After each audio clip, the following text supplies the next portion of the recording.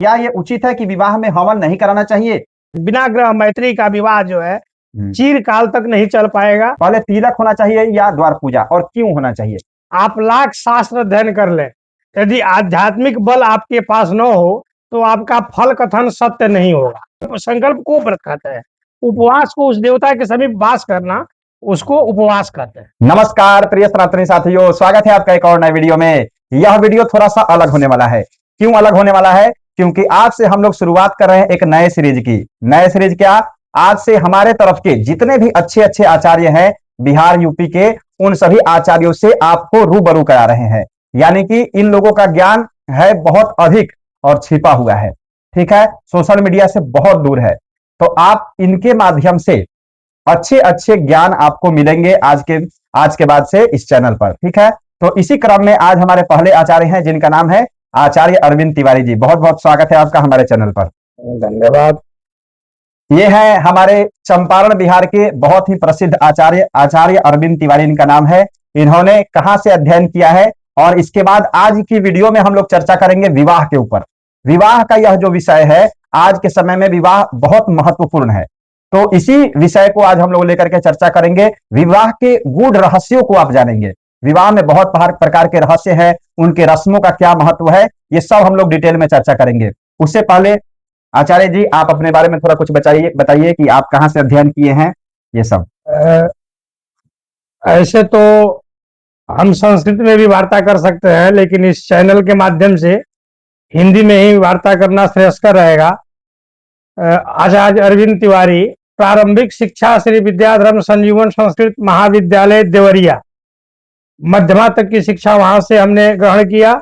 शास्त्रीय आचार्य की शिक्षा संपूर्णानंद संस्कृत विश्वविद्यालय वाराणसी से हमने अर्जन किया, और प्रारंभिक शिक्षा गुरुकुल में जो शिक्षा होती है वहीं श्री विद्याधर्म संजीवन संस्कृत महाविद्यालय जो जलकल चौराहा पे स्थित है, वहां गुरुकुल में रह करके हमने प्रारंभिक शिक्षा का अर्जन किया है।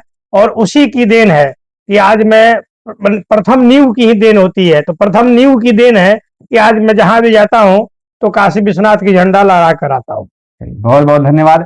आज हम लोग पहले चर्चा करते हैं। सबसे पहले आचार्य जी यह बताइए कि विवाह क्या है और कितने प्रकार के होते हैं, क्योंकि विवाह संस्कार तो होता है, लेकिन यह कितने प्रकार के विवाह है और विवाह क्या है, विवाह किसको कहते हैं, इसकी शब्द की उत्पत्ति कैसे हुई? विवाह शब्द का शाब्दिक अर्थ हुआ, बी मने विशिष्ट और बाह मने भार वजन।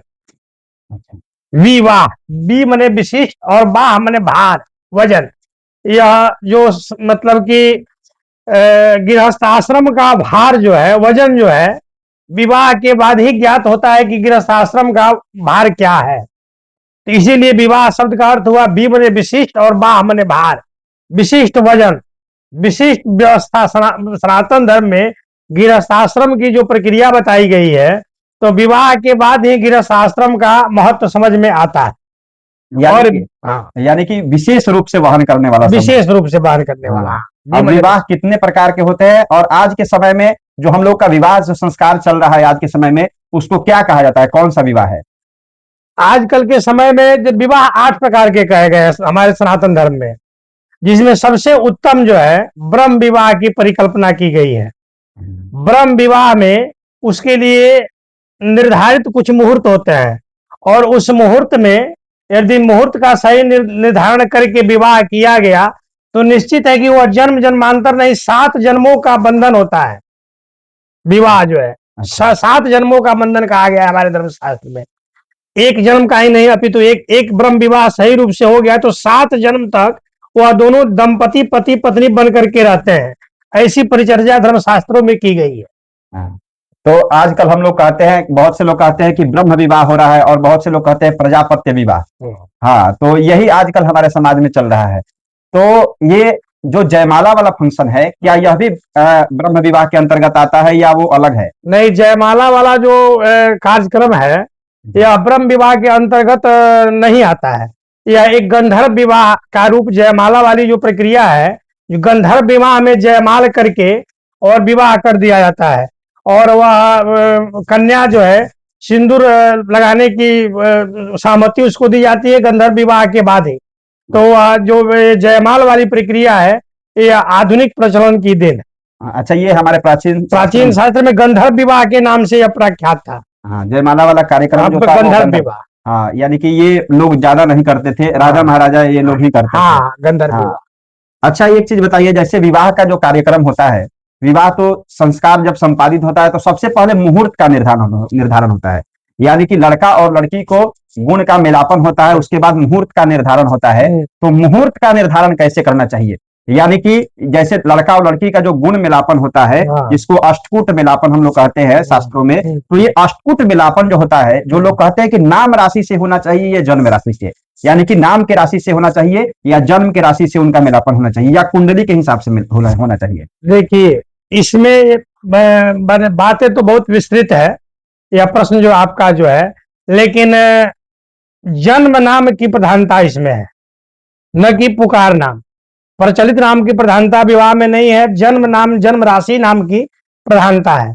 और विवाह में गुण मिलापक जो है, कुंडली का विश्लेषण भी करना चाहिए कि जैसे लग्नेश लग्नेश का 5 गुण बन रहा है कि नहीं, पंचमेश पंचमेश का 5 गुण बन रहा है कि नहीं, सप्तमेश सप्तमेश का 5 गुण, जैसे कि ग्रह मैत्री 5 गुण की ही होती है, तो 5 गुण हमारा कर्मेश कर्मेश का बन रहा है कि नहीं, कुंडली का मिलान करके, और उसके बाद जो है, जो भकुट इत्यादि का विचार किया जाता है। लेकिन उसी पंचांग में लिखा हुआ है, न वर्ग वर्णो न गणो न योनि द्विद्वादशे चैव खडाष्टकेवा मैत्री यदा सात सुबदो विवाह। न वर्ग, न वर्ण, न गण, न योनि, ये सब कुछ विचार, यदि ग्रह मैत्री हो तो विवाह कर देना चाहिए, ये हमारे ऋषियों का कथन है। यानी कि ग्रह मैत्री का प्रधानता है। बिल्कुल। अगर जैसे मान लीजिए किसी का गणना मिलाया जा रहा है जन्म राशि के आधार पर, और ग्रह मैत्री केवल नहीं मिल रहा है और गुण 25 या 26 मिल रहा है, तो वह विवाह होगा कि नहीं? वह विवाह करना श्रेयस्कर नहीं होगा, क्योंकि ग्रह मैत्री जो है नितांत आवश्यक है। कोई दाम्पत्य जीवन हो या कोई यदि किसी के साथ एकजुट होकर के कोई व्यवसाय कर रहा हो, तो उसमें भी ग्रह मैत्री देखना नितांत आवश्यक है। बिना ग्रह मैत्री का विवाह जो है चीर काल तक नहीं चल पाएगा, ऐसी हमारी चिंतन है, और हमारे धर्मशास्त्रियों का भी चिंतन है, ऋषियों का भी चिंतन है। यानी कि ग्रह मैत्री की आवश्यकता बहुत। बिल्कुल। अच्छा, जैसे मान लीजिए कोई कुंडली देखते हैं, जैसे हम लोग तो कुंडली देखते हैं तो उसमें जैसे कहते हैं कि पूरब दिशा की तरफ विवाह होगा, हाँ। पश्चिम दिशा की तरफ विवाह होगा, आपका विवाह दक्षिण दिशा की तरफ होगा। तो ये किस ग्रह के आधार पर होता है या किस भाव के आधार पर होता है, ये देखना क्या आवश्यक है बहुत ज्यादा? इसमें सप्तम स्थान जो है, कहा गया है सप्तम स्थान लड़की के लिए पति का होता है और पति के लिए कन्या का होता है, तो सप्तम स्थान से विचार किया गया है। लेकिन लग्नेश यदि बली हो और सप्तमेश कमजोर हो, तो लग्नेश के दिशा में ही विवाह होगा, ऐसा विद्वानों का मानना है, और हम भी इस चीज को भली भांति मानते हैं। अच्छा, जो ये सूत्र जो ज्योतिष का मिलता है हम लोगों को ग्रंथों में, तो क्या यह सूत्र पूरी तरह से लागू होता है, या उस सूत्र को हम लोग अध्ययन करते हैं, पढ़ते हैं, तो उसके पश्चात जब हम कुंडली का अवलोकन करते हैं, देखते हैं, तब जाकर के हमें पता चलता है कि हाँ, ये सूत्र प्रमाणिक है? ऐसा भी होता है? बिल्कुल। लेकिन ज्योतिष में कहा गया है, आप लाख शास्त्र अध्ययन कर लें, यदि आध्यात्मिक बल आपके पास न हो तो आपका फल कथन सत्य नहीं होगा। यानी कि संध्या, जप, तप, दान, या ये सब होना चाहिए। बिल्कुल बिल्कुल। जो कहा गया है, तपबल विप्र सदा बरियारा। हाँ जी, हाँ, यानी कि विप्र के अंदर तपस्या होनी चाहिए। तपस्या होनी चाहिए। चाहे आप कुंडली का विश्लेषण कितना भी कर रहे हैं, खूब बढ़िया से अध्ययन कर लिए हैं, आजकल के तो सोशल मीडिया पर लोग ज्ञान ले रहे हैं बहुत ज्यादा, वो अच्छी बात है, लेकिन अगर आपके अंदर आचार्य जी का जैसे कहना है कि अगर आपके अंदर तपस्या नहीं है, तो आप चाहे कितना भी अध्ययन कर ले, तो वो फलित बहुत सटीक नहीं हो पाएगा। यानी कि तपस्या होना चाहिए। बिल्कुल। आजकल के लोग कहते हैं कि ये मेरे क्लाइंट है, ये मेरे फलने क्लाइंट है, तो क्या ये उचित है ज्योतिष के हिसाब से? हाँ, मान लीजिए वो क्लाइंट तो है, लेकिन अगर आप केवल उसको बिजनेस का तौर पर ज्योतिष को ले रहे हैं, तो क्या ये उचित है कि ना, यह सर्वथा उचित नहीं है, क्योंकि ज्योतिष एक विज्ञान है। ज्योतिष एक विज्ञान है। आज दुर्भाग्य है हमारे भारतवर्ष में कि ज्योतिष से हमारे जो प्रधान गवर्नमेंट है या सरकार कह लीजिए, उनकी दृष्टि ज्योतिष पे नहीं है। ज्योतिष से इतनी परिकल्पना कर सकते हैं कि भूकंप कब होगा, चंद्र ग्रहण कब लगेगा, सूर्य ग्रहण कब लगेगा, आज से 10 साल पहले कब लगा था और 10 साल पहले कब लगेगा। ज्योतिष में वह गणित है, जिसको ग्रह लाघवीय गणित कहते हैं। ग्रह लाघवीय गणित के माध्यम से हम ज्ञात कर सकते हैं कि आज से 5 साल बाद जो है सूर्य ग्रहण कितने बज के कितने मिनट पर कब और कहाँ लगने वाला है, जो या ज्योतिष ही बतलाता है हमको। यहाँ या आधुनिक विज्ञान अगर इस पर गवर्नमेंट की दृष्टि जाए, सरकार की दृष्टि जाए और जन बल इस पर अग्रसर हो, तो ज्योतिष एक शास्त्र है। कहा गया है अप्रत्यक्षाणि शास्त्राणि विवादस्तस्य केवलम, प्रत्यक्षम ज्योतिषम शास्त्रम चंद्रार्कौ यत्र साक्षिणौ। अन्य जितने भी शास्त्र हैं अप्रत्यक्ष है और विवादों से परिपूर्ण है। प्रत्यक्षम ज्योतिषम शास्त्रम, ज्योतिष शास्त्र प्रत्यक्ष है। चंद्रार्कौ यत्र साक्षिणौ, भगवान चंद्रमा और सूर्य इसके साक्षी हैं। इसीलिए कहा जाता है कि ज्योतिष जो है वो नेत्र है, वेद का वेदस्य निर्बलम चक्षुः। हाँ, इसीलिए ज्योतिष को कहा जाता है। जी ये बताइए, जो हम लोग मुहूर्त देखते हैं विवाह का, जब हम लोग मुहूर्त देखने जाते हैं तो लोग कहते हैं पंडित जी मृत्यु बाण बचा दीजिएगा। देखिएगा रात में मृत्यु बाण तो नहीं है, ये मृत्यु बाण क्या है? देखिए मृत्यु बाण जो है, हम उत्तर भारत में इसका दोष तो लगता ही नहीं है। मोहर चिंतामणि में इसकी चर्चा की गई है कि कहाँ किस कौन सा दोष लगता है। तो उत्तर भारत में मृत्यु बाण का दोष नहीं लगता है। जो दक्षिणात्य प्रदेश में है वहां मृत्यु बाण प्रसिद्ध है। इसका श्लोक मोहर चिंतामणि के विवाह प्रकरण में आया। अच्छा, इसका श्लोक आया, श्लोक आया। तो फिर यहाँ क्यों देखते हैं? अब मृत्यु शब्द से कौन भयभीत नहीं हो सकता है। तो मृत्यु शब्द जो इसमें लगा हुआ है, मृत्यु बाण, इससे लोग भयभीत हो जाते हैं। शास्त्र में कहीं भी मृत्यु बाण का निषेध उत्तर भारत में नहीं है, नहीं बताया गया। अच्छा ठीक है, इसका श्लोक हम यहाँ पे स्क्रीन पर आपके लगा देंगे, आप लोग देख लीजिएगा। लेकिन एक चीज है, अगर मान लीजिए देखा जा रहा है, ठीक है, मान लीजिए लोग देख रहे हैं मृत्युबान, एक मृत्यु शब्द ही ऐसा है किसी को सुनने पर भी लगता है कि हाँ भाई ये लग सकता है, ठीक है, औपचारिकता ही है, इसको मान लेते हैं।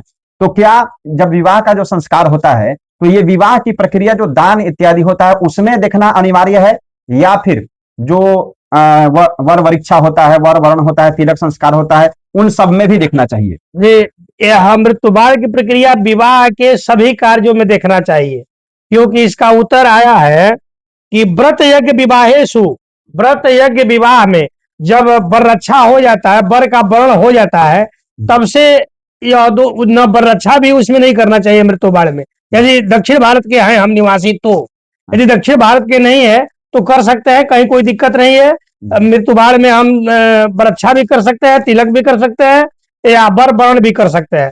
लेकिन यदि हम दक्षिण भारत के हैं तो वहां नहीं कर सकते हैं। यानी कि यह फॉर्मूला दक्षिण भारत की तरफ लागू होता है, बिल्कुल। उत्तर भारत में इसका कोई विशेष महत्व नहीं है। लेकिन अगर लोग मान रहे हैं तो वो उनकी स्वतः इच्छा है, या जो पंडित जी लोग आजकल चर्चा कर रहे हैं, तो अगर देख रहे हैं तो जैसे कहा गया है आचार्य जी, एक श्लोक आता है कि यद्यपि शुद्धम लोक विरुद्धम न करनी न कारणम।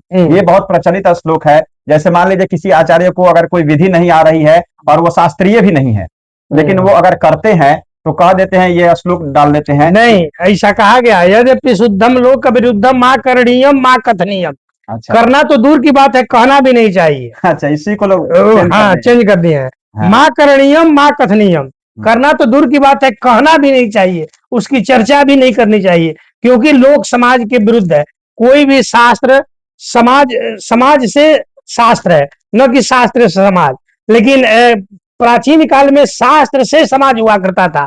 आज इस कलिकाल में समाज से शास्त्र की निर्धारणा की गई है, जबकि द्वापर त्रेता में शास्त्र से समाज की निर्धारणा की जाती थी। यानी कि लोग अपने हिसाब से शास्त्रों का, बिल्कुल, यह कलिकाल घोर कलयुग है, यह इसका प्रभाव। यही कारण है कि जैसे लोग कहते हैं पंडित जी 10 से 20 के बीच हमारा मुहूर्त निकाल दीजिए, इसीलिए यही कारण। चलिए, बहुत सुंदर। अच्छा, एक चीज बताइए आचार्य जी, जैसे विवाह संस्कार हो रहा है उसमें सूतक लग जाता है, लोग कहते हैं कि पंडित जी सूतक लग गया, किसी का जन्म हो गया, किसी की मृत्यु हो गई, तो ये सूतक का क्या कॉन्सेप्ट है? देखिए, अरारब्धे तो सूतकम शायद नारब्धे तो सूतकम। किसी भी कार्य के आरंभ के पहले यदि सूतक लग जा रहा है, चाहे वह संस्कार हो या यज्ञ हो, अनुष्ठान हो, तो उस कार्य को हम नहीं करेंगे। अनारब्धे तो सूतकम, यदि आरंभ हो गया है कार्य, इसका मोहर चिंतामणि में विवाह प्रकरण में, मोहर चिंतामणि कह रहे हैं, कर्मठ गुरु नामक ग्रंथ में विवाह प्रकरण है, उसमें आया है व्रत यज्ञ विवाहेषु श्राद्धे होमार्चने जपे अरारब्धे सूतकम स्यात् नारब्धे तो सूतकम। प्रारंभो वर्णम यज्ञ सजल्प्यो व्रत सत्रयो नांदि श्राद्धम विवाहादौ श्राद्धे पाक परिक्रिया। व्रत यज्ञ विवाहेषु, व्रत व्रत उसको कहते हैं, व्रत जैसे भीष्म पितामह ने व्रत लिया था कि मैं आजीवन ब्रह्मचारी रहूंगा। व्रत का मतलब संकल्प होता है। अच्छा, यानी कि उपवास जो होता है ये सब। उपवास, उपवास माने उस देवता के समीप वास करना, उपवास, उस देवता के समीप वास करना, उसको उपवास कहते हैं। अच्छा, और व्रत माने संकल्प होता है, संकल्प को व्रत कहते हैं। जैसे भीष्म पितामह ने व्रत लिया था कि मैं आजीवन ब्रह्मचारी रहूंगा, उसको संकल्प, संकल्प को व्रत कहते हैं। उपवास को, उस देवता के समीप वास करना, उसको उपवास कहते हैं। अच्छा अच्छा, जिस देवता के निमित्त हम जग करते हैं। तो अभी प्रश्न था कि व्रत यज्ञ विवाहेषु, व्रत यज्ञ और विवाह में, और श्राद्धे होमार्चने जपे, जप में या श्राद्ध आदि प्रक्रिया है या होम इत्यादि प्रक्रिया है। अरा आरब्धे सूतकम न स्यात्, यदि आरंभ हो गया है, यदि सूतक लग जा रहा है तो उसका दोष नहीं लगेगा। नारब्धे तो सूतक, यदि आरंभ नहीं हुआ है, बर वर्ण नहीं हुआ है, बर वर्ण यदि बरच्छा हो गया है तो सूतक का दोष वहां नहीं लगेगा। यदि बर वर्ण नहीं हुआ है तब दोष लगेगा। बर्बन यानी कि तिलक हाँ, अगर हो गया है तो वो सूतक नहीं माना नहीं जाएगा। माना जाएगा, बिल्कुल। हाँ, तो अगर ऐसा क्यों होता है, जैसे मान लीजिए किसी का तिलक 5 दिन पहले हो गया। हाँ, हाँ, ऐसे तो पुस्तकों में दिया है कि नंदी मुख श्राद्ध हो जाए बिल्कुल। उसके बाद भी नहीं माना जाता है। हाँ, अगर यानी कि विवाह, तो तिलक भी विवाह का ही एक संस्कार का एक अंग बिल्कुल है। बिल्कुल बिल्कुल। तो यानी कि तिलक इत्यादि हो जाए तो सूतक का दोष नहीं लगता है। हाँ, चलिए, बहुत कहा सुंदर। गया है प्रारंभो वर्णम यज्ञ, किसी यज्ञ के प्रारंभ में यदि हम ब्राह्मण का वर्ण कर दे, हाँ हाँ, यदि सूतक लग जा रहा है तो हम भले होमार्चन नहीं कर पाएंगे, लेकिन ब्राह्मण के द्वारा उसको पूर्ण किया जाएगा। तो वैसे ही जब वर का वर्ण हो जाता है, वर्ण कर दिया जाता है, तो यदि बीच में सूतक लगता है तो वह वर के ऊपर वह दोष नहीं लगेगा, ऐसा हमारा चिंतन। अच्छा, चलिए, बहुत सुंदर।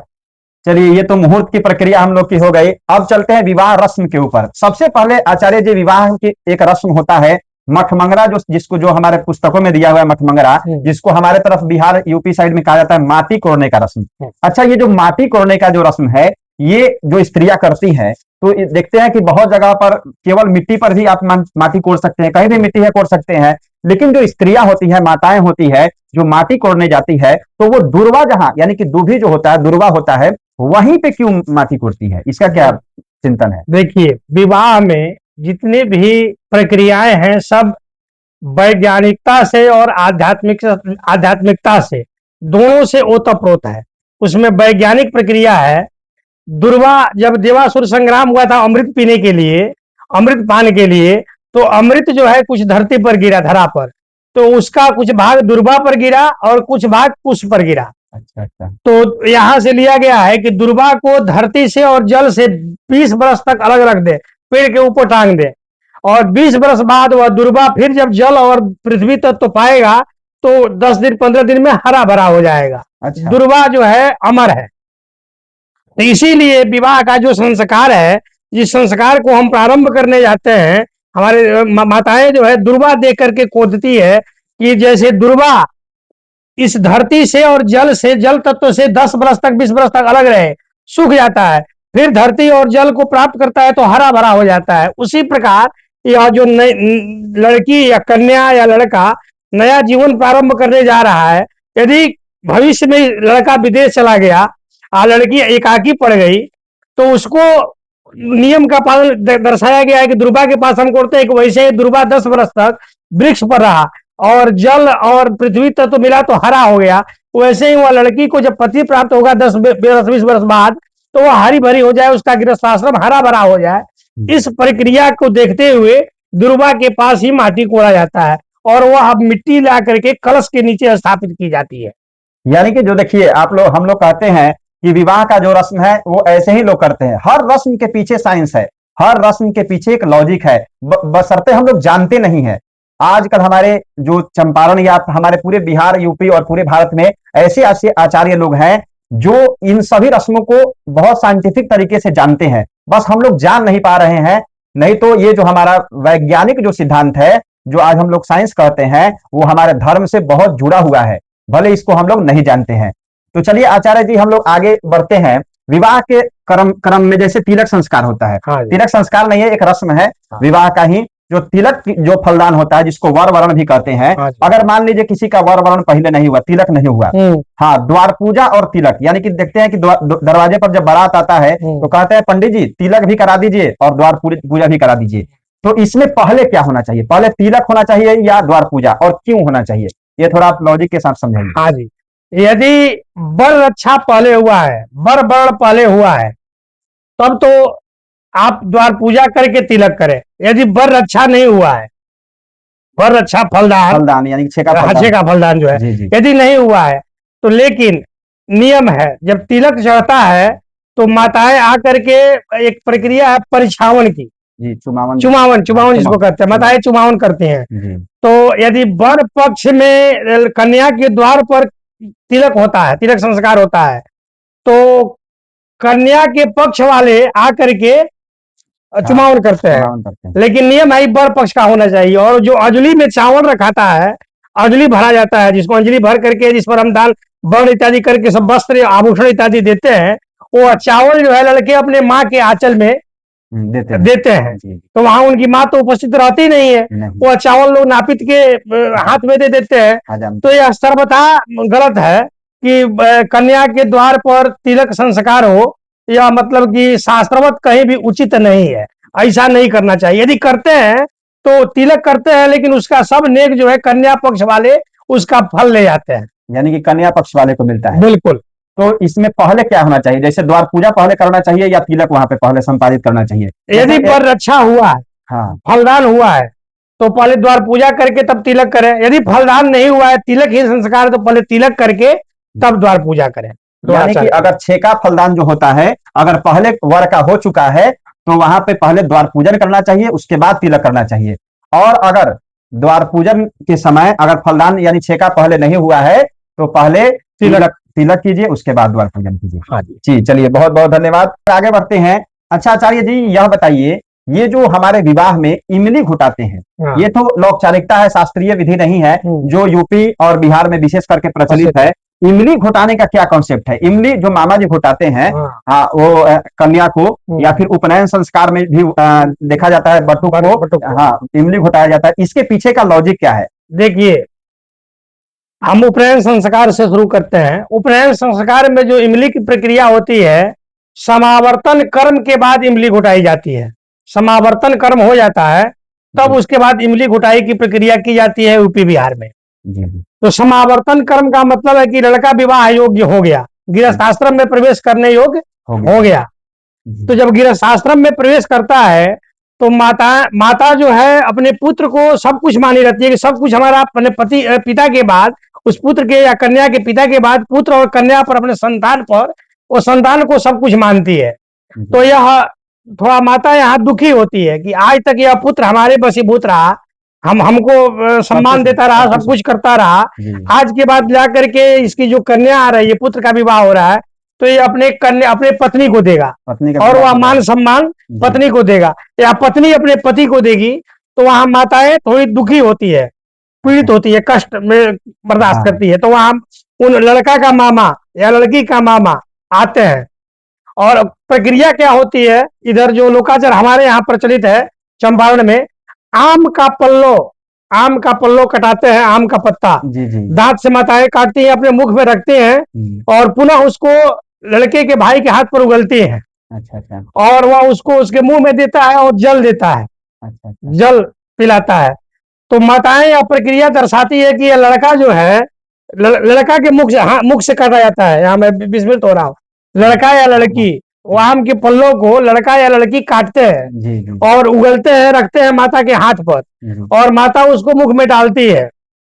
तो वहां मामा जो है कहते हैं कि हे बहन, हे भगनी, भगनी बहन को कहते हैं, हे बहन, आज तक तुम पति पर आश्रित रही, पुत्र पर आश्रित रही, अगर ये पुत्र भी तुम्हारा परित्याग करता है तो तुमको जल की, अन्न की, वस्त्र की, इसकी कमी नहीं होगी। ई वस्तु आपको मिलेगा, अन्न, वस्त्र, जल, द्रव्य। यह लड़का यदि नहीं मानता है, तुम हमारे यहाँ चली आना, हम तुम्हारा मान सम्मान रखेंगे। लेकिन माता यहाँ कहती है कि नहीं, आज तक मैं पति के ऊपर आश्रित रही, अब इस संतान के ऊपर आश्रित है, ये अपना जूठन भी देगा, उगलन भी देगा, तो मैं खा करके सकुशल इसी के यहाँ रहूंगी क्योंकि हमारे पिता ने हमारा कन्यादान कर दिया है। यानी कि ये फिर वहां जाना उचित नहीं। वहां जाना उचित नहीं है। ऐसे शुभ अशुभ में हम आएंगे, उपस्थित होंगे, लेकिन चल करके वहां बास करना ये सर्वथा त्याग है, धर्मशास्त्र विरुद्ध है। तो पुत्र जो है आम का पल्लो काट करके या कन्या काटती है और माता के हाथ में देती है, और माता के भाई जल के माध्यम से उसको ग्रहण कराते हैं।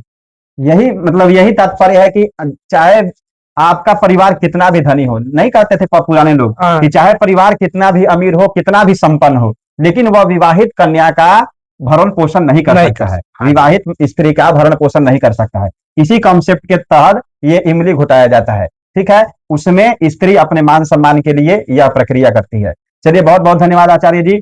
अब हम लोग आगे बढ़ते हैं। जो विवाह में एक मंत्री पूजन होता है, जिसको मातृका पूजन कहते हैं, ये मातृका पूजन क्यों किया जाता है? और इसमें जो नांदी मुख श्राद्ध होता है, लोग बहुत कहते हैं कि विवाह में श्राद्ध, अगर आप कहा जाए पंडित ये अब नांदी मुख श्राद्ध की तैयारी कीजिए, तो ये लोग घबरा जाते हैं। ये नांदी मुख श्राद्ध क्यों करेंगे पंडित जी? इसका क्या कॉन्सेप्ट है? हाँ जी, देखिए, उसको विवाह में हम पितृ पूजन भी कह सकते हैं, लेकिन पितृ पूजन सर्वथा कहना शास्त्र सम्मत नहीं होगा, क्योंकि शास्त्र में मातृका पूजन की चर्चा की गई है। विवाह पद्धतियों में मातृका पूजन की चर्चा की गई है। तो हमारे धर्मशास्त्र में दर्शाया गया है कि कभी भी पहले शक्ति तब शिव, पहले गौरी शंकर या राधे श्याम या सीताराम। तो मातृका पूजन हम मातृ अपने 3 पीढ़ी ममहर के कुल का और 3 पीढ़ी स्वकुल का, अपने कुल का 3 पीढ़ी का उसमें पूजन किया जाता है। जैसे कि सपत्नीक दादा, पिता, दादा, परदादा, और सपत्नीक नाना, वृद्ध परनाना, 3 पीढ़ी की पूजा की जाती है। तो उसमें जो है सपत्नी कहा गया है। तो मातृका पूजन जो है यह दर्शाता है कि यह जो हम विवाह या संस्कार कर रहे हैं, तो इसमें हम पितृ को पहले एक माताएं प्रक्रिया करती है जिसको कहते हैं पितर निमंत्रण। जी। मातृका पूजन के पहले पितृ निमंत्रण। तो हमारे कुल की श्रेष्ठ जो माताएं होती हैं वो पितृ को निमंत्रण देती है और कुल पूज्य ब्राह्मण को बुला करके, और वहीं जो मातृका पूजन की प्रक्रिया है उसको की जाती है। अन्य जितने भी श्राद्ध हैं उनमें सरसों बालू की आवश्यकता पड़ती है। क्या नांदी श्राद्ध में सरसों बालू की आवश्यकता पड़ती है? नहीं पड़ती है। तो इसीलिए जो है वह रक्षा के लिए, स्कूल की रक्षा के लिए की जाती है। और यह जो जातक, जो व्यक्ति जो है नया जीवन में बंधने जा रहा है, इसका जीवन सुचारू रूप से चले, सही ढंग से चले, इसलिए यह मातृका पूजन की प्रक्रिया बनाई गई है कि पितृ लोगों का आशीर्वाद भी इसको प्राप्त होता रहे। बहुत बहुत धन्यवाद। अच्छा आचार्य जी, जब विवाह होता है तो आजकल देखा जा रहा है कि अकेले लोग बैठ करके कन्यादान कर रहे हैं, या तो उनकी माता कर देती है, या देखते हैं कोई पुरुष वर्ग के लोग बैठे हुए कन्यादान कर रहे हैं। तो क्या कन्यादान एक व्यक्ति बैठ के कर सकता है, या पति पत्नी को एक साथ बैठ करके कन्यादान करना चाहिए? देखिए, बिना पत्नी कुतो धर्म, बिना पति कुतो धर्म, दोनों के लिए नियम लागू होता है। बिना पत्नी कुतो धर्म, बिना पत्नी का कोई धार्मिक कार्य, जप, यज्ञ, दान या वर्जित है धर्मशास्त्र में। और मतलब कि यज्ञ मीमांसा एक ग्रंथ है, उसमें स्पष्ट कहा गया बिना पत्नी कुतो धर्म, बिना पत्नी का या बिना पति का कोई धार्मिक क्रिया प्रक्रिया नहीं की जानी चाहिए। तो दान भी, दान जो है कन्यादान 10 महादानों में सबसे उत्तम दान है। 11 महादानों में सबसे उत्तम दान कन्यादान है। तो कन्यादान की प्रक्रिया दंपति ही कर सकता है। यदि एक विधवा हो या जिसकी पत्नी न हो, वह व्यक्ति यदि कन्यादान करता है तो वह श्रेयस्कर नहीं होता है, लाभप्रद नहीं रहता है। शास्त्रवत कन्यादान जो है दंपति को ही करने का अधिकार है। अच्छा। यदि पति प्रदेश है और पत्नी कर रही है तो उसका कोई वस्त्र है ना, विवाहित चादर जिसको विभूति चादर कहते हैं, उससे ग्रंथि बंधन करके और कर सकते हैं यदि पति विदेश है तो। लेकिन यदि पति निर्बल हो गया है या पत्नी निर्बल हो गई है, निर्बल मतलब मृत, तब जो है एकाकी कन्यादान करना सर्वदा शास्त्र सम्मत नहीं है। लेकिन आचार्य, जैसे मान लीजिए हम लोग विवाह कराने जाते हैं, हम भी जाते हैं, आप भी जाते हैं विवाह कराने, और भी आचार्यगण जाते हैं, तो वहां अगर ऐसी समस्या आती है तो वहां लोग मानते नहीं है। पंडित जी, मेरी लड़की है, हम तो भाई कन्यादान करेंगे, चाहे हम अकेले करें। अगर वह नहीं मान रहे, उस समय क्या करना चाहिए? देखिए, अभी आपको इधर पहले बात किए थे कि यद्यपि शुद्धम लोक विरुद्धम माँ करणीयम माँ कथनीयम। अच्छा। यदि वो शास्त्र की बात को नहीं मान रहे हैं तो वहां स्वीकार कर लेना चाहिए, वहां मजबूरी है। भाई ब्राह्मण तो गया है, वो तो बता दिया यह शास्त्र सम्मत नहीं है। अब उसकी बात को हम न माने, हम कहें कि हमारा खूंटा यही रहेगा। अब पंच को बात को हम नहीं मान रहे हैं, हम स्वीकार कर रहे हैं पंच की बात को और खूंटा यही रहेगा। तो एक प्रक्रिया है कि पंच को बात को मान रहे हैं लेकिन हमारा खूंटा यही रहेगा। तो हम सब पंडित जी की बात आपकी स्वीकार कर रहे हैं लेकिन हम ही करेंगे, तो वहां चुप हो जाना ही श्रेयस्कर होगा। और वहां उनको मतलब या गलत आप कर रहे हैं या इंगित कर देना चाहिए। कर देना चाहिए, यानी कि ये उचित नहीं है, लेकिन फिर भी आपकी इच्छा आप कर सकते हैं। आप कर सकते हैं, इंगित कर देना चाहिए कि इस पाप के भागी आप होंगे न कि स्वयं ब्राह्मण। पंडित। अच्छा, एक चीज आचार्य जी बताइए, जैसे मंडप जो होता है, विवाह का जो मंडप होता है, उसमें लोग, बहुत से लोग कहते हैं कि पंडित जी मड़वा में आगे नहीं जलाना चाहिए। जैसे हम भी एक दिन विवाह कराने गए थे, तो एक आदमी कह रहा है, पंडित जी आप यहाँ आगे जलाइएगा मड़वा में, हमारे पूर्वज तक आज तक हवन करते नहीं आए, तो आप कैसे हवन करा दीजिएगा? क्या ये उचित है कि विवाह में हवन नहीं कराना चाहिए? इसका क्या कॉन्सेप्ट है? नहीं, बिना अग्नि जो है साक्षी होते हैं विवाह के, 5 साक्षी होते हैं, अग्नि, धूप, तारा और बंधु बांधव और वरुण देवता कलश और ब्राह्मण, जी।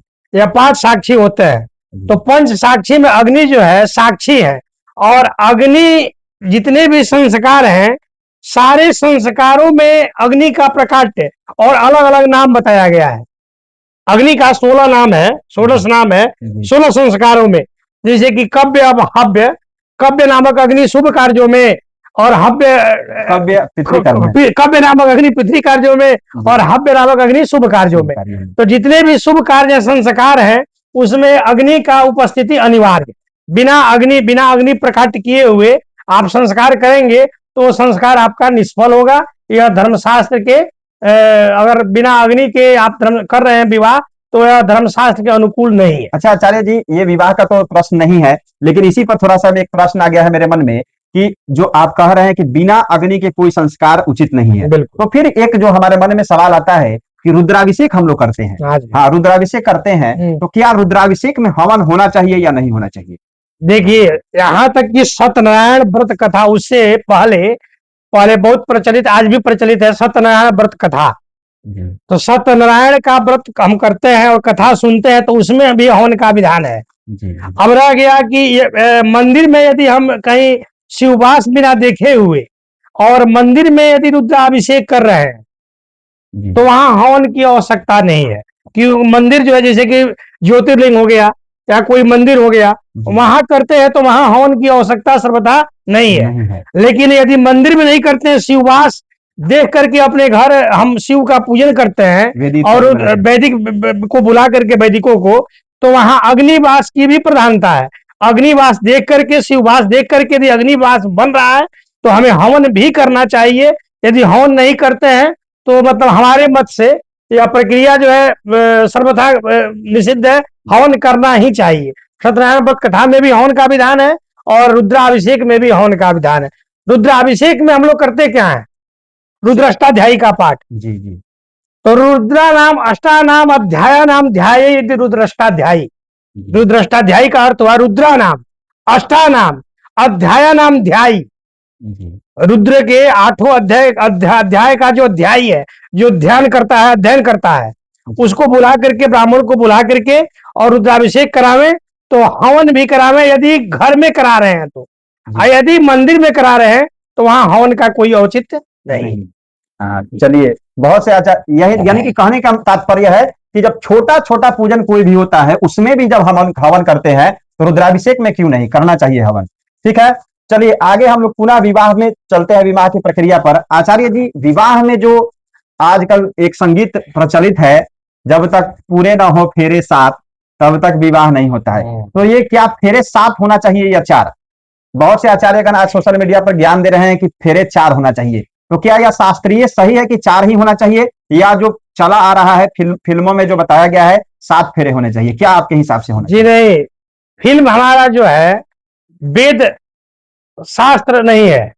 यह आधुनिकता से ओतप्रोत चलचित्र जो बनाते हैं वो मनोरंजन के लिए बनाया जाता है, और उसमें जैसे नायक और खलनायक रख करके प्रक्रिया की जाती है। तो उसमें यदि कोई कविता जो है, कोई कवि जो है अपना गीत या काव्य लिख दिया कि जब तक पूरे ना हो फेरे 7, तो यह गलत है।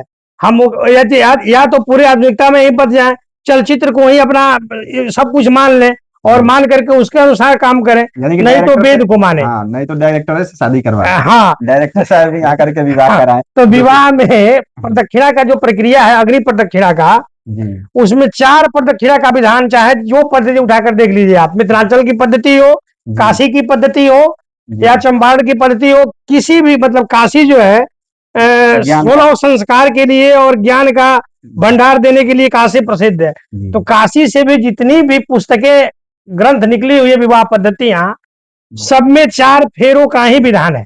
अच्छा, ये 4 फेरे होते क्यों हैं? हाँ, अब यह बात चिंतनीय है, क्योंकि हम जो विवाह करते हैं तो धर्म अर्थ काम मोक्ष, जी ये 4 चीज की पूर्ति के लिए विवाह संस्कार में बचते हैं।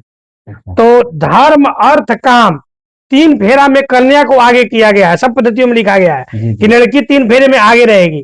धर्म अर्थ और काम की पूर्ति के लिए कन्या को आगे किया गया है। और चौथा जो मोक्ष की प्रक्रिया है, उसमें पति को आगे किया जाता है, वर को आगे किया जाता है। ये जो चतुर्थ प्रक्रिया है मोक्ष की, उसमें बिना पति कुतो धर्म, बिना पत्नी कुतो धर्म, इसीलिए बांधा कहा गया है कि बिना पत्नी का भी धर्म नहीं है। धर्म अर्थ काम, ये तीनों की प्राप्ति पत्नी अकेले नहीं कर सकती है बिना पति के बिना। और मोक्ष की भी जो प्रक्रिया है, पति पत्नी के बिना नहीं कर सकता है। तो यह दर्शाता है कि धर्म अर्थ काम मोक्ष की पूर्ति जो है गृहस्थाश्रम में प्राप्ति के लिए नितांत आवश्यक है। और यदि संन्यास आश्रम में है कोई व्यक्ति, वह यदि मोक्ष पाना चाहता है तो उसमें अच्युत गोत्र लगाता है, वो जो है अच्युत गोत्र का हो जाता है, अपना गोत्र भी त्याग देता है।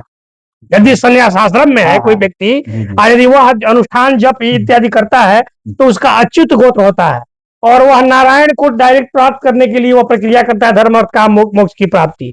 तो वहां वो अपने गोत्र को त्याग करके अच्युत गोत्र नारायण का गोत्र मान करके और नारायण के लिए वो प्रक्रिया करता है। लेकिन विवाह में 4 ही प्रदक्षिणा का नियम है। जी, वाह, बहुत बहुत सुंदर। ये सही बात है, धर्म ग्रंथों में किसी भी विवाह पद्धति को आप उठाइए, किसी भी धर्म ग्रंथ को उठाइए, उसमें जो फेरे होते हैं वो 4 ही होते हैं, जो अग्नि प्रदक्षिणा जिसको कहा जाता है। अच्छा आचार्य जी, एक बात बताइए कि विवाह में जो हम लोग लग्न देखते हैं, हाँ 3 प्रकार के लग्न होते हैं, चर स्थिर द्विस्वभाव लग्न। तो विवाह में जो लग्न देखा जाता है वो कौन सा लग्न उचित होता है? देखिए, कहा गया है चर स्थिर स्वभाव, ये 3 लग्न है, 3 प्रकार के। 3 प्रकार के लग्न हैं। जैसे कि मेष चर है, वृष स्थिर है और मिथुन दुष्भाव है। जी चर स्थिर स्वभाव, चर स्थिर, इसी क्रम से हम गिनते जाएंगे। जी जी तो स्थिर कार्य, कोई भी स्थिर कार्य करें आप, तो उसमें स्थिर लगन की चिंतन की जाती है। और स्थिर लगन बढ़िया न मिले, उसमें गुरु शुद्धि, गुरु बल, सूर्य बल, शुक्र बल, चंद्र बल न मिले तो दुष्भाव ग्राह्य कर सकते हैं। लेकिन चर सर्वथा निषिद्ध है। निषिद्ध। चर कार्यों में चर लगन का ग्रहण किया गया है। जैसे कि अब चर कार्य कौन हुए, हम वाहन खरीदे जी और वाहन को हमको स्थिर लगन में क्रय करेंगे, लेकिन उसका शुरुआत चलाने की प्रक्रिया जो है चर लगन में करेंगे तो वो चिरकाल तक चलेगा, बढ़िया रहेगा। गृह आरंभ कर रहे हैं तो गृह आरंभ चर लगन में अथवा दुष्भाव लगन में करें, चर लगन अथवा दुष्भाव लगन में करें। यदि स्थिर लगन में करते हैं गृह आरंभ तो कार्य की प्रगति नहीं हो पाएगी, स्थिरता घर बनेगा, ऐसा बात नहीं नहीं बनेगा। अच्छा, लेकिन जिस रूप से उसको बनकर तैयार होना जितना चाहिए, स्पीड में बनना बनना चाहिए उतना स्पीड में नहीं बनेगा। तो चर लगन की भी प्रधानता है, लेकिन विवाह आदि प्रक्रिया में स्थिर लगन और दुष्भाव लगन की ही प्रधानता है। यानी चर कि लगन सर्वथा निषिद्ध है, चर लग्न में नहीं करना चाहिए। नहीं करना चाहिए। अच्छा आचार्य जी, ये तो हो गया कि लग्न कौन सा होना चाहिए। अच्छा, एक चीज है कि बहुत से आचार्यगण कहते हैं कि विवाह में जो सिंदूरदान है उस समय लगन होना चाहिए। तो सिंदूरदान के समय होना चाहिए या कन्यादान के समय? और एक चीज और हमारे मन में है कि हम लोग जाते हैं कहीं तो कुछ आचार्यों से हमने सुना है कि जो लग्न है वह दान के समय होना चाहिए। क्यों? क्योंकि जो कर्म होता है उसका संकल्प जब होता है उस समय वह लगन होना चाहिए। तो लग्न कब होना चाहिए विवाह का? कन्यादान के समय या सिंदूरदान के समय? देखिए, एक लग्न लगभग 2-2.25 घंटा का होता है। तो विवाह संस्कार में जो संकल्प करते हैं, संकल्प की प्रधानता तो है ही है। सभी शुभ कार्यों में संकल्प की ही प्रधानता है, व्रत की प्रधानता है। तो यह मान ले, मैंने हम स्वीकार करते हैं और शास्त्र भी कहता है कि संकल्प जो है शुभ लगन, स्थिर लगन में या दुष्भाव लगन में रहे। लेकिन उसके बाद पुनः इसीलिए कहा गया है चर स्थिर दुष्भाव। हाँ, यानी कि यदि दुष्भाव लगन में हम करते हैं, संकल्प लेते हैं, तो उसके बाद चर लगन 2 घंटा हवन इत्यादि का समय व्यतीत हो जाएगा, फिर जो है स्थिर लगन शुरू हो जाएगा। जी जी तो सिंदूरदान भी और कन्यादान भी दोनों स्त्री आदि स्वभाव में करना विशेष आपके कथनानुसार जो है लाभप्रद रहेगा, इसलिए कि 2 घंटा बाद जो है लग्न चेंज होता है, पौने 2 घंटा 2.25 घंटा का एक लग्न होता है। यानी कि पहले स्थिर लगन देखे, उसके बाद द्विस्वभाव लगन आ ही जाएगा। आ ही जाएगा। हाँ ठीक है, तो यानी कि विवाह इत्यादि जो मुहूर्त हम लोग निकालते हैं, तो आप पहले प्रयास करिए, स्थिर लग्न देखिए, उसके पश्चात तो द्विस्वभाव लगन आ ही जाएगा। और विवाह 2 ढाई 3 घंटे का ही होता है, 4 5 घंटे का तो होता नहीं है, तो उसमें विवाह खूब बढ़िया से संपन्न हो जाएगा। अच्छा आचार्य जी, एक बात बताइए, ये हम लोग विवाह की पद्धति का अध्ययन करते हैं, मैं भी बहुत सारी पद्धतियों का अध्ययन करता हूँ, आप भी करते हैं, या बहुत से पद्धतियां हैं जो हमारे तरफ प्रचलित है। विवाह में कुछ पद्धतियों में मैंने देखा है कि 7 वचन जो कन्या का होता है, कन्या जो 7 वचन वर से लेती है, 7 वचन होता है। और कुछ कुछ पद्धतियों में मैंने देखा है जो वर का वचन होता है, यानी कि जो वर जो वचन लेते हैं कन्या से, वो कहीं कहीं 5 होता है, कहीं कहीं 3 होता है, और एक पुस्तक में तो मैं देखा था 1 ही वचन था। ऐसा क्यों, कितना वचन होना चाहिए? देखिए, काशी से पुस्तक निकलती है आपके वायुनंदन द्विवेदी जी का। वायुनंदन द्विवेदी जी का जो विवाह पद्धति है वह परिष्कृत है, उनका यज्ञोपवीत संस्कार पद्धति भी और विवाह पद्धति भी। तो उसमें कन्या के लिए कन्या का 7 वचन ग्राह्य ही है और वर का भी 5 वचन है। अब यहाँ कन्या का अधिक क्यों और वर का कम क्यों, यह विषय चिंतनीय है। तो कन्या पक्ष जो है हमारा, कहा गया है हमारे धर्मशास्त्रों में, यत्र नार्यास्तु पूज्यन्ते रमन्ते तत्र देवता। जिस कुल में, जिस घर में नारी का मान सम्मान होता है, उस कुल उस घर में देवता का निवास होता है, देवता रमण करते हैं। तो नारी, हम मातृका पूजन पर अभी चर्चा हुई थी कि उसको पितृ पूजन भी कर दिया जा सकता था, हमारे ऋषि मुनि लिख सकते थे, लेकिन वहां उन्होंने लिखा नहीं, मातृका पूजन।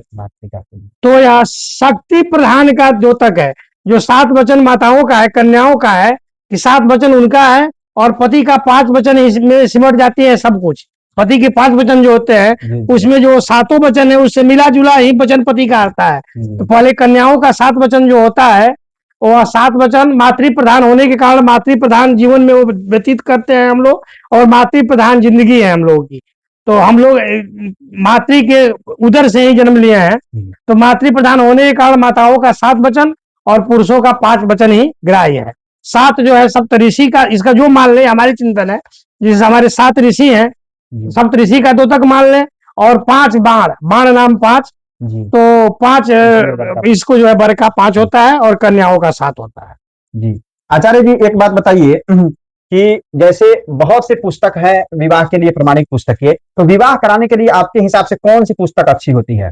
किस लेखक की पुस्तक बढ़िया आप मानते हैं? बताए ना, वायुनंदन द्विवेदी जी जो काशी से निस्सरित उनकी बुक, वायुनंदन जी का, वायुनंदन मिश्र जी की पुस्तक अच्छी होनी चाहिए। अच्छा, वायुनंदन मिश्र नहीं, वायुनंदन द्विवेदी। अच्छा, यहाँ आप जो मिश्र, यही तो मिश्र भी है, एक मिश्र जी भी है और एक वायुनंदन द्विवेदी जी हैं जी। अच्छा, ये शिवदत्त मिश्र की जो पुस्तक आती है, शिवदत्त टीका, हाँ जी, शिवदत्त मिश्र जी की भी ठीक है ग्राह्य, वो कुछ उसका अनुवाद करके दिए हैं। वायुनंदन द्विवेदी की पुस्तक में अनुवाद नहीं है, संस्कृत में, पूरा संस्कृत। यानी कि जो अच्छे ज्ञानी लोग हैं, आचार्य लोग हैं, जो बहुत बढ़िया जानकार हैं, वो वायुनंदन जी का उपयोग कर सकते हैं, और सरल अगर पुस्तक लेना है तो शिवदत्त मिश्र जी का ले सकते हैं।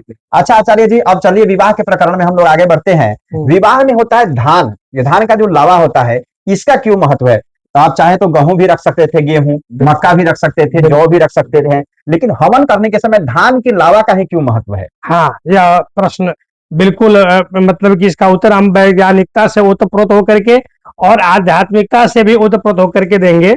हम चाहते हैं कि पहले आप सुने कि धान जो है वह फसल उगता है, और हालांकि उससे उत्तम गोधूम है, क्योंकि गेहूं का आटा हम लोग एकादशी में भी यदि गेहूं का आटा हम लोग भक्षा कर लेते हैं तो अर्ध एकादशी व्रत का फल हमारे धर्मशास्त्र ने कहा है कि प्राप्त होता है। जबकि धान का लावा ही विवाह में सम्मिलित किया गया है, ऋषि मनीषियों द्वारा स्थापित किया गया है। तो धान का एक नाम है दवहित्री, पर्जवाची। दवहित्री, 2 खेत की हित करने वाली, उसको दवहित्री कहते हैं। अच्छा। 2 खेत जो खलिहान, जो दो खेत, तो धान का बीज कहीं और छीटा जाता है और उसको उखाड़ करके किसी और खेत में रोपा जाता है, तो दवहित्री हुआ धान का। और कन्या का भी मतलब कि पर्यायवाची शब्द दवहित्री है। कन्या भी दो कुल की हित करती है, एक कुल में जन्म लेती है और दूसरे कुल को दान की जाती है। तो उसका भी तो दवहित्री यहाँ मतलब कि वैज्ञानिकता से हुआ कि दोनों दवहित्री होने के नाते दोनों का मेल हुआ। लेकिन इसका आध्यात्मिक और वैज्ञानिक दृष्टिकोण से एक और उत्तर है कि अन्न जितने भी अन्न है यदि उसको अग्नि में डालेंगे तो वह फूटेगा और उसका छिलका उससे अलग हो जाएगा, या जल भी सकता है या जल भी जाता है, लेकिन जल करके भी अलग हो जाता है। लेकिन धान ही एक ऐसा अन्न है कि उसको अग्नि में डालेंगे तो वह फूटेगा और उसका छिलका उससे अलग नहीं होगा, उसी में सटा रहता है, वह जल जाता है, काला हो जाता है, जल जाता है, फिर भी छिलका उसका उसी में लगा रहता है। तो इसलिए यह दर्शाया जाता है कि यह दाम्पत्य जीवन तुम लोगों का जो बदलने जा रहा है वर वधू का, यह दाम्पत्य जीवन इस धान के लज्जा के समान हो कि जो कभी काल यदि कुछ आंधी तूफान अग्नि का भय हो तो एक साथ तुम लोग रहो, एक साथ हर सुख दुख में सहभागिता का निर्वहन करते हुए और जल जाओ लेकिन लास्ट तक एक रहो, एक दूसरे से अलग न हो। धान का लावा जो है उसका छिलका जो है धान से अलग नहीं होता है, जल जाता है। तो यह दर्शाता है कि जैसे धान का लावा जल गया, एक दूसरे से अलग नहीं हुआ, उसी प्रकार यह दाम्पत्य जीवन तुम लोग एक साथ निर्वहन करो, हर सुख दुख का सामना करते हुए और अपने कर्म पथ पर अग्रसर हो। यही कारण है कि वैवाहिक जीवन में चाहे कितना भी उतल फुतल आ जाए, कितना भी गर्माहट हो जाए, एक धान के लावा की तरह यानी कि फूट जाना है लेकिन अलग नहीं होना है। वाह, बहुत सुंदर आचार्य जी। ये सब जो लॉजिक है ना हमारे धर्म शास्त्रों की, ये सब जानना बहुत आवश्यक है। ठीक है, तो चलिए आचार्य जी हम आगे प्रश्न करते हैं। आगे का मेरा प्रश्न है, जैसे विवाह में ग्रंथि बंधन होता है, वर और वधु का ग्रंथि बंधन होता है, तो ये वर वधु का ग्रंथि बंधन कब होना चाहिए? कन्यादान के समय होना चाहिए, दान संपन्न हो गया, या कन्यादान या सिंदूर दान के बाद होना चाहिए? कब होना चाहिए? दान संपन्न हुआ तो उस दान का फल मिला किसे, पहले यह जानना है। दान संपन्न हुआ, मान लीजिए कोई वस्तु हमने दान दिया, अब दान दिया, अब उसका उपयोग आप कैसे करेंगे वह आपके ऊपर निर्भर करता है। तो दान के समय हमने दान दे दिया लेकिन वह पत्नी जो है अभी वामांगी नहीं हुई। अच्छा, वामांगी भी नहीं, वामांगी नहीं हुई। कन्यादान के बाद जो है कन्या को लेकर के वर के दाहिने बैठाया जाता है, ना कि बाएं। दाहिने तो बैठाया जाता है, दाहिने बैठाया जाता है। और कहा भी गया है सर्वे शुभ कार्य शुभ पत्नी दक्षता शुभा, सभी शुभ कार्यों में पत्नी का स्थान दाहिने होता है। लेकिन सिंदूर दाने बामे गया, यात्रायाम बामे तथा विप्रपात प्रक्षालने बामे सय्याम बामे तथा, इन सब चीजों में तो बामे सिंदूर दाने, जब बामे जाकर के सिंदूरदान हो जाए तब पूर्ण रूप से वह पत्नी बनती है। अभी वह उनको मिली हुई कन्या है, कन्यादान में उन्होंने कन्या को दान दिया, तो जब सिंदूरदान हो जाता है तब जो है ग्रंथि बंधन का विधान होना चाहिए, यह शास्त्र सम्मत। जी, बहुत सुंदर। अच्छा आचार्य जी, एक चीज है कि विवाह दिन में होना चाहिए या रात्रि में? आजकल तो रात्रि में ही सभी जगह विवाह होता है, इसका क्या मतलब कॉन्सेप्ट है? प्राचीन समय में कैसे विवाह होता था, दिन में होता था या रात्रि में? आप यहाँ तक कि वाल्मीकि रामायण उठाकर देखिए, उसमें राम जानकी का जो विवाह हुआ है, गांधर्व विवाह और ब्रह्म विवाह दोनों उनका हुआ है। पहले गांधर्व विवाह हुआ, वो भी दिन में धनुष तोड़ा गया तो, और उसके बाद उनकी 3 बहनें थी, मांडवी, उर्मिला और सीता, और एक और थी उसका नाम मैं विस्मृत हो रहा हूँ। तो ब्रह्म विवाह जब हो रहा है उन लोगों का, तो यह दिन में ही हुआ है।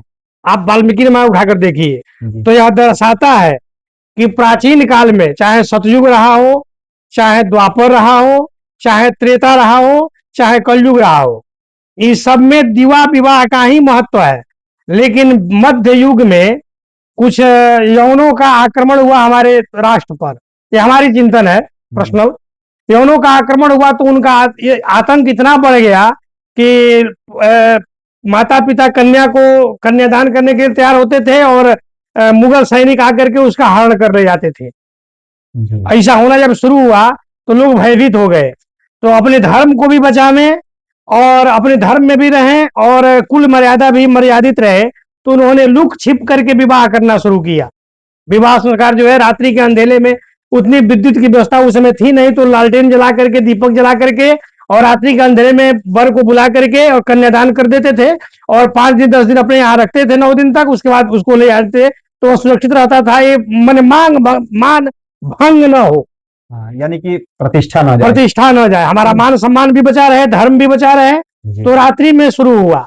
हालांकि रात्रि में विवाह का कहा भी गया है, कुछ यज्ञपालक ऋषि कहे हैं कि रात्रि में वेद मंत्र जो है नहीं पढ़ना चाहिए, जबकि विवाह में वैदिक मंत्र का कई बार उच्चारण हुआ है, कई मंत्र आए हैं। तो वैदिक मंत्रों के उच्चारण दिवा काल ही करना चाहिए, ऐसा मतलब कि ऋषियों ने कहा है।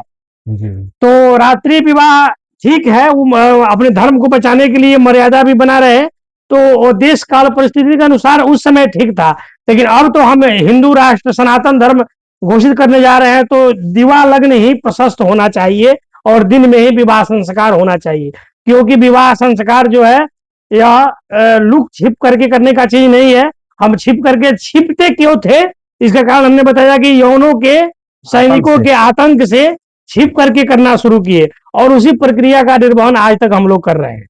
अच्छा आचार्य जी, एक चीज और बताइए, जैसे विवाह मान लीजिए ठीक है रात्रि में हो रहा है आज के समय में, तो जब विवाह हम लोग संपादित करते हैं, कराते हैं विवाह पंडित जी के तौर पर, तो लोग सभी रस्मों का बहुत महत्व देते हैं। रस्मों यानी कि जयमाला का बहुत महत्व देंगे, कैमरे वाले हैं तो एक एक फोटो 3-3 घंटे खींचेंगे, एक ही पोज का फोटो, यानी कि बहुत टाइम पास लोग इधर उधर की चीजों में, खाने पीने में, ऐश मौज में, डांस में करेंगे।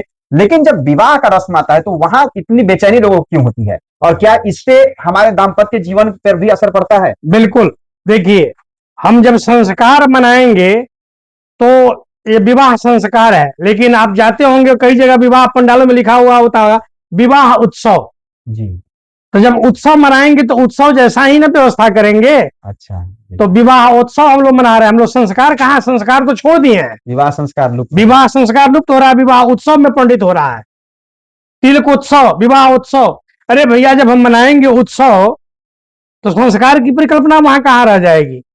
तो इसीलिए जो है उत्सव में चक्कर में पड़ करके कैमरामैन और अन्य जो भी वाद्य यंत्र है उनका सट्टा होता है उनकी, लेकिन ब्राह्मण का कहीं कोई सट्टा नहीं, कोई कुछ नहीं, दक्षिणा दी जाती है, और वो भी लोग वहां करके कहते हैं पंडित जी जल्दी कीजिए, जल्दी कीजिए।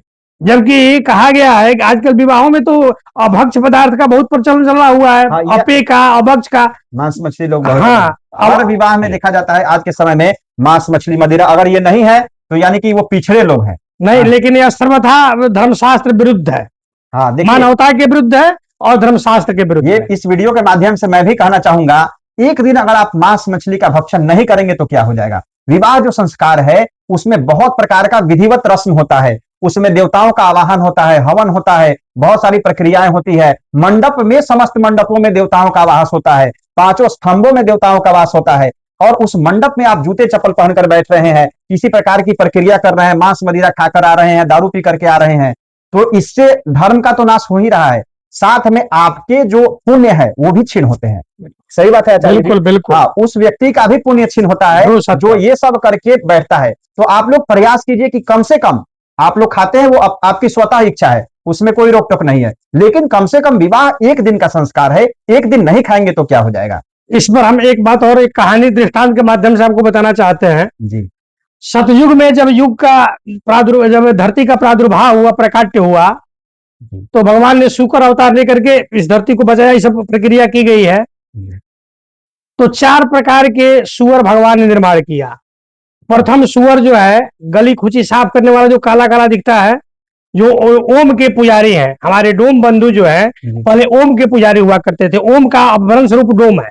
अच्छा, ओम के पुजारी, ओम के पुजारी, ओंकार के पुजारी हुआ करते थे, और ओम का अपभ्रंश रूप डोम है, हमारी चिंतन, हमारी थिंकिंग है। तो शुक्र प्रथम अवतार भगवान का शुक्र अवतार है, वो लोग सुअर के पुजारी, ओम के पुजारी थे, तो उनको सुअर का रूप दिया गया और सुअर के अर्चक बने हो। तो प्रथम सुअर जो है गली खुची साफ करता है। द्वितीय जल का सुअर मत्स्य है, मछली है, जिसको नारायण ने बनाया कि जल को स्वच्छ करे, जल का सुअर मछली। तीसरा सुअर जो है घर में, आंगन में लोग मुर्गा आजकल पाल रहे हैं, वो पहले घर में ही पालते थे लोग, तो घर में खखार इत्यादि जो फेंकते हैं तो मुर्गा उसको खा जाता था। तो वो सफाई के लिए मुर्गा को बनाया गया कि यह घर आंगन का साफ करेगा, यह गली खुची सुअर साफ करेगा, और जल को स्वच्छ जो है मछली करेगी। लेकिन इन तीनों सुअरों को मानव रूपी सुअर भक्षण कर रहा है, तो सबसे बड़ा सुअर तो मानव ही हुआ ना, हमारे चिंतन के अनुसार। सही बात है। तो ये कोई भी जीव जो जीव हत्या नहीं करनी चाहिए। यदि हमारी उंगली कट रहा है, हमको कितना दर्द हो रहा है, तो किसी का गर्दन काट करके उसका भक्षण कर रहे हैं हम, तो कई मतलब कि जन्मांतर का पुण्य क्षय हो ही रहा है, और पुनः इस योनि में आने जाने की प्रक्रिया आपकी बढ़ रही है। यानी कि मांस मदिरा इत्यादि से दूर रहना चाहिए। बिल्कुल। बिल्कुल। चलिए, तो अगला प्रश्न है आचार्य जी कि जैसे विवाह में एक रस्म होता है कन्या निरीक्षण, ठीक है, ये तो हम लोग को पहले चर्चा करनी चाहिए, लेकिन अभी हमारे मन में ये प्रश्न आया है, ये कन्या निरीक्षण क्या होता है? निरीक्षण तो हम लोग कहते हैं कि आज हम उसका निरीक्षण किए हैं, देखे हैं उसको, तो ये क्या कन्या निरीक्षण विवाह के रस्म में होता है, तो उसको देखा जाता है कन्या को, या इसका कोई दूसरा तात्पर्य है? देखिए, निरीक्षण अनिरीक्षण दो शब्द है। निरीक्षण माने देखना और निरीक्षण माने रक्षा करना। अच्छा, ये दोनों का अलग अलग, दोनों का अलग अलग अर्थ है। तो हम लोग निरीक्षण करते हैं, निश्चय न रक्षण इति निरीक्षण। वो वर का बड़ा भाई आता है कन्या पूजन करने के लिए। निरीक्षण में वर का बड़ा भाई आता है कन्या का निरीक्षण करने के लिए, मतलब रक्षण करने का आश्वस्त, उसे आश्वस्त करता है, कन्या को आश्वस्त करता है कि हे कन्या, तुमको भगनी मान करके हमने पूजा किया, भगनी मान करके हमने पूजा किया, तो हम तुम्हारा पूजन कर रहे हैं, और तुम निश्चय रूप से हमारे भाई, हमारे अनुज के भार्या बनो। मैं अधिक दाम्पत्य जीवन में कुछ ऊंच नीच हो गया या कुछ खट्टा मीठा हो गया, तो मैं निश्चय ही तुम्हारा रक्षण करूंगा, तुम्हारा पोषण करूंगा, न कि वहां देखने के अर्थ से है, रक्षण के अर्थ से है। यानी कि कन्या के बड़े भाई जो होते हैं वो प्रतिज्ञा करते हैं कि निश्चय न इति रक्षणम, यानी कि मैं तुम्हारा निश्चित तौर पर रक्षा करूंगा, तुम आश्वस्त होकर के हमारे भाई को, हमारे अनुज को पति रूप में स्वीकार करो। और लास्ट में एक होता है माथ धक्का कार्यक्रम, जो मंझक्का जिसको कहते हैं, तो वह भी इसी से ओतप्रोत है। वहां बड़ा भाई आश्वस्त किया कि तुम आश्वस्त होकर के शादी करो हमारे भाई से, अनुज से। और लास्ट में जो मझक्का होता है वो लड़का का पिता तब आश्वस्त करता है। लड़का कहता है कि हम तो इसको पत्नी रूप में प्राप्त कर लिए, चाहे जैसे चाहे वैसे रखें।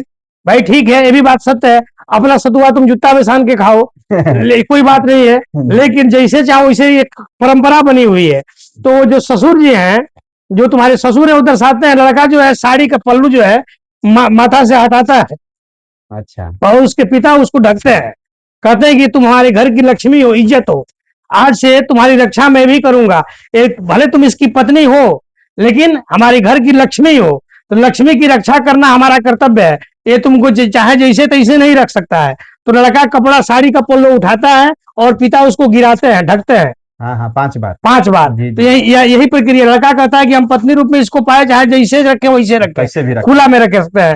लेकिन वहां पिता दर्शाता है कि नहीं, खुला में नहीं रख सकते हो, या मैं वचन देता हूं कि तुम एक जो समाज में जो नियम है उस मर्यादा के अनुरूप रहोगे, मर्यादा के अनुरूप नहीं रहोगे तो हम तुम्हारा जो है शिकायत भी करेंगे और दंड भी देंगे, यानी कि तुम्हारा पिटाई भी कर सकते हैं। वाह, देखिए परिवार का यही महत्व होता है। परिवार का मतलब क्या हुआ? परिवार में सभी कोई जब जुड़े हुए हैं, आजकल लोग सिंगल लाइफ हैप्पी लाइफ कहते हैं, नहीं, फैमिली के साथ जुड़कर रहना एक अलग ही आनंद आता है।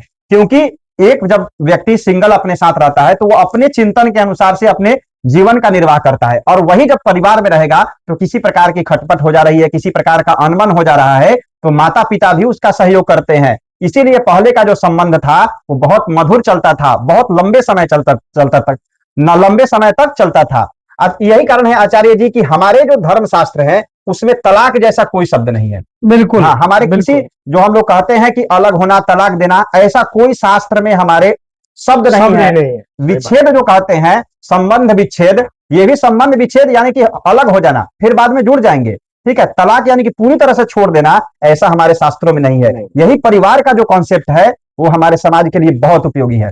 अच्छा आचार्य जी, अब हम लोग अंतिम पड़ाव पर पहुंच चुके हैं। जो आजकल के युवा पंडित जी हैं उनके लिए आप क्या कहना चाहेंगे, जो आजकल केवल सुनी सुनाई बातें कहते हैं, धर्म शास्त्रों का अध्ययन नहीं करना है, केवल इधर से सुने और उधर ज्ञान दे दिए? क्या पुस्तकों का अध्ययन करना बहुत आवश्यक है? पुस्तक अध्ययन नितांत आवश्यक है। पुस्तक ही नहीं, एक पंचांग, छोटी सी पंचांग है, पंचांग को यदि पूर्ण रूप से अध्ययन कर लिया जाए तो चलता फिरता पंडित व्यक्ति हो सकता है, कोई भी, किसी भी कुल का हो, वर्ण का हो।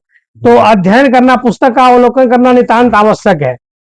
अच्छा, एक चीज है और आचार्य जी, जो हम लोग पूजन पाठ इत्यादि कराते हैं, तो बहुत से लोग कहते हैं ये चीज कि पुस्तक जो अध्ययन करना है वो अपने घर पर कीजिए। पंडित जी जो आप हैं, आचार्य हैं, तो यजमान के सामने पुस्तक खोलकर नहीं पढ़िए, पढ़ाई लिखाई जो करना है वो अपने घर पर करना है। इसकी एक छोटी सी प्रक्रिया दुर्गा सप्तशती में लिखी गई है।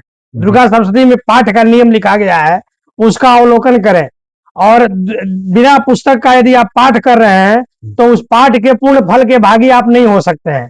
यह दुर्गा सप्तशती में स्पष्ट गीता प्रेस की बुक हो चाहे किसी भी प्रकाशन की बुक हो, जो पाठ नियमावली विधि दी गई है, तो बिना पुस्तक का पाठ करना सर्वथा निषिद्ध है। यानी कि मंत्र इत्यादि याद हो फिर भी पुस्तक अवलोकन करके ही करना चाहिए। बिल्कुल जी, विशेष करके जो पाठ इत्यादि कर्म है, जैसे रुद्राष्टाध्यायी है, सप्तशती इत्यादि का पाठ कर रहे हैं, बिल्कुल तो पुस्तक समक्ष में होना चाहिए। बिल्कुल। चलिए, अच्छा आचार्य जी, एक और चीज बताइए। हम लोग जानते हैं कि पुष्य नक्षत्र बहुत उत्तम नक्षत्र है, ये हम लोग सुने हुए हैं कि पुष्य नक्षत्र सभी नक्षत्रों में, रोहिणी नक्षत्र, पुष्य नक्षत्र, ये सब नक्षत्र बहुत उत्तम माने जाते हैं। तो क्या कारण है कि 11 नक्षत्र में जो हमारे विवाह संपादित होते हैं, तो उसमें पुष्य नक्षत्र क्यों नहीं है? इसके पीछे का हम सुनते हैं कि कोई अच्छा लॉजिक है। हाँ जी, देखिए, नक्षत्र जैसे कि नक्षत्रों का राजा कौन है? नक्षत्रों का राजा जो 28 नक्षत्र हैं, जी जी, उसमें पुख ही सर्वोत्तम है। अच्छा, जितने भी संस्कार हैं, ऐसे चंद्रमा नक्षत्रों के विधि कहे गए हैं, चंद्रमा हाँ, पति जो पति कहे गए हैं, लेकिन नक्षत्रों में एक जैसे कि विशेष स्थान जो है पुख को प्राप्त है। अन्य जितने भी 16 संस्कार या गृह प्रवेश, गृहारंभ, जो भी शुभ कार्य हैं, दुकान का उद्घाटन, बिपणी, व्यापार, मुहूर्त, इष्टिका निर्माण, सब में पुख नक्षत्र उत्तम है। केवल विवाह में वर्जित किया गया है। तो इसका कारण एक हमारे पुराणों में एक कथा मिलती है, पुराणों के अनुसार है, उस कथा को मैं बता रहा हूं। ब्रह्मा के पुत्री सरस्वती हुई और ब्रह्मा ने सप्त ऋषियों से मुहूर्त का विवेचन कराया। सप्त ऋषियों ने स्वर्णिम मुहूर्त पुख नक्षत्र से युक्त विवाह विहित नक्षत्र उन्होंने बताया कि यह स्वर्णिम बहुत उत्तम मुहूर्त है और इस मुहूर्त में आप कन्यादान करेंगे सरस्वती का, तो यह पूरे विश्व के लिए कल्याणप्रद होगा। लेकिन जब सरस्वती कन्या रूप में बनकर तैयार हुई तो खुद ब्रह्मा विमोहित हो गए अपनी पुत्री के प्रति। ऋषियों ने देखा ये तो बहुत बड़ा आश्चर्य। अब ऋषियों ने कहा कि इसमें कमी कहाँ रह गई है भैया? तो देखा गया तो जो नक्षत्र का शिरोमणि है पुख्य नक्षत्र, इसी के कारण ऐसा ब्रह्मा के मन में हुआ। तो ब्रह्मा ने श्रापित कर दिया कि भले तुम नक्षत्र शिरोमणि हो सकते हो, लेकिन कोई भी पिता अपने कन्या का विवाह पुख्य नक्षत्र में नहीं करेगा। आज से मैं तुमको श्राप देता हूं।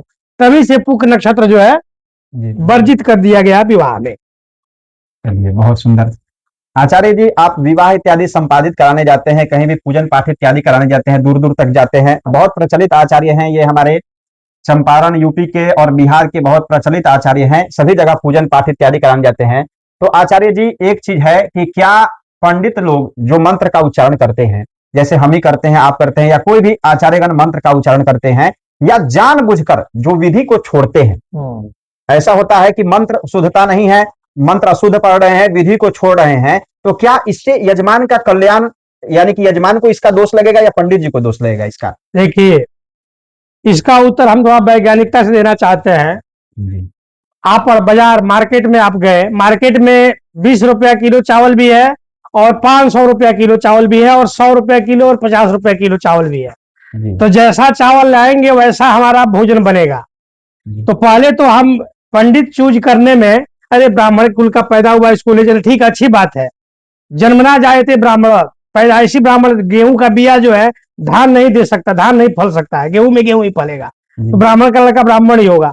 लेकिन पंडित कहते किसे हैं? पंडित कहते किसे हैं? पंडित शब्द का जो है, जो ज्ञानी हो, पंडित का विशेष अर्थ होता है ज्ञानी। मातृवत परदारे, हाँ, मातृवत परदारे सुपर द्रव्य सुलोष्टवत आत्मवत सर्वभूतेषु जः पश्यति स पंडितः। मातृवत परदारेषु, दूसरी कन्या को माता के समान दृष्टि दे। मातृवत परदारेषु, पर द्रव्येषु लोष्टवत, दूसरे के धन को ढेले के समान समझे। लोष्टवत मतलब ढेला। मातृवत परदारेषु पर द्रव्येषु लोष्टवत आत्मवत सर्वभूतेषु, अपने जैसे अपने आत्मा को इस चीज से कष्ट हो रहा है, तो जितने भी जीव हैं, सर्वभूतेषु, जितने भी जीव हैं, सबको अपने आत्मा के समान कि इसको भी इस बात से पीड़ा होगी, कष्ट होगी। यह पश्यति सा पंडित, जो इस दृष्टि से दुनिया को देखता है वही पंडित है। और ज्ञानी को भी पंडित कहते हैं। तो जैसा पहले तो वो जो हम जैसा ब्राह्मण चूज करते हैं, पंडित चूज करते हैं, तो हमारी कमी वहां निर्धारित होती है। यदि विज्ञ पंडित में वहां पंडित यदि विधि का लोप कर दे तो वहां दोष का भागी विज्ञ पंडित होगा, पंडित जी होंगे बिल्कुल। विज्ञ जो विद्वान पंडित जी हैं उस कर्म का लोप ही कर दे रहे हैं, तो वहां वो पूर्ण रूप से दोष के भागी होंगे। लेकिन यदि यजमान विज्ञ पंडित न ला करके केवल ब्राह्मण जाति में उत्पन्न हुआ उसको लेकर आते हैं, ठीक है, कहा गया है मूर्खो बदति विष्णाय विज्ञो बदति विष्णवे द्वयोरपि समम पुण्यम भावग्राही जनार्दन। अच्छा, ये भावग्राही जनार्दन, बिल्कुल, मूर्खो बदति विष्णाय, मूर्ख जो है विष्णाय विष्णाय जपता है और विद्वान लोग विष्णवे विष्णवे जपते हैं। लेकिन द्वयोरपि समम पुण्यम, दोनों का पुण्य सम होता है, क्योंकि भावग्राही जनार्दन, जनार्दन जो है हमारे भाव के भूखे हैं। तो पूजा पाठ में भी शास्त्र तो है ही है सम्मत, लेकिन यदि भावना पवित्र नहीं है, ब्राह्मण का भाव यदि पवित्र है, भावना पवित्र है, तो उसका पूजा निश्चित ही सफल होगा। यदि भावना पवित्र नहीं है, वो विधि का लोप कर रहा है, तो पूजा का काम सफल नहीं होगा और यजमान का कल्याण भी नहीं होगा, उस ब्राह्मण का भी कल्याण नहीं होगा। यानी कि अध्ययन करना चाहिए। बिल्कुल, ठीक है। अगर हम ब्राह्मण कुल में उत्पन्न हुए हैं, ठीक है, किसी कारणवश आप गुरुकुल नहीं जा सके या कोई ऐसा प्रक्रिया आ गया जिसके कारण आप गुरुकुल नहीं जा सके, नहीं अध्ययन कर पाए, तो आप चाहे तो आजकल सोशल मीडिया पर बहुत प्रकार के अध्ययन कक्ष खुल चुके हैं। आप चाहे तो हमसे भी संपर्क कर सकते हैं, यह नंबर है, आपको विधिवत गुरुकुल की तरह ज्ञान ऑनलाइन के माध्यम से दिया जाएगा। ठीक है, लेकिन अध्ययन करना बहुत आवश्यक है। आज के समय में बिना अध्ययन, कहा गया है बिना अभ्यास विषम विद्या, बिना अभ्यास के विद्या विस्मृत हो जाती है। तो अध्ययन कीजिए। और यानी कि आचार्य जी एक और चीज बताइए कि ये ब्राह्मणों के अंदर सिर्फ अध्ययन आवश्यक है या तपस्या भी उनकी होनी चाहिए? नहीं, वही हमने भी कहा ना, भाव में इच्छन्ति देवता, देवता भाव के भूखे हैं और भावना जो है तपोबल से आएगा, तपस्या होनी चाहिए। संध्योपासन करें, संध्योपासन नहीं करते हैं तो किसी भी एक नाम को लेकर के, शिव नाम, हरि नाम, राम नाम, राधा नाम, किसी नाम का मानसिक जप जो है अहरनिश करते रहे, तो निश्चित है उनके द्वारा किया गया कार्य सफल होगा। जी, बहुत बहुत धन्यवाद। अब हम लोग का ये कक्षा यानी कि इस इंटरव्यू का अंतिम क्षण आ चुका है। आचार्य जी एक चीज बताइए कि जो ज्योतिषी लोग होते हैं, जो फलित करते हैं, जो फल कथन कहते हैं या जो करते हैं, तो क्या उनका केवल अध्ययन काफी है कि उसमें भी तपस्या की आवश्यकता है? बिल्कुल, उसमें तपोबल की नितांत आवश्यकता है। ज्योतिषी को तो तपस्वी होनी चाहिए, यानी कि सारा सूत्र नितांत, बिल्कुल पूरा सूत्र रट लें, और अगर वो फलित करते हैं, तपस्या उनके अंदर नहीं है, तो वो ज्यादा फलदायी नहीं हो सकता। पूरी पराशर होरा रट ले जी, और भृगु संहिता रट ले, यहाँ तक रावण संहिता रट ले, सब भी रट ले, लेकिन उसके पास यदि आध्यात्मिक बल नहीं है जी, और वह भक्ति से ओतप्रोत नहीं है, तो उसका फल कथन सत्य नहीं हो सकता है। मैं दावे के साथ कह सकता हूँ, ये हमारे जीवन की इतनी अनुभव है। चलिए।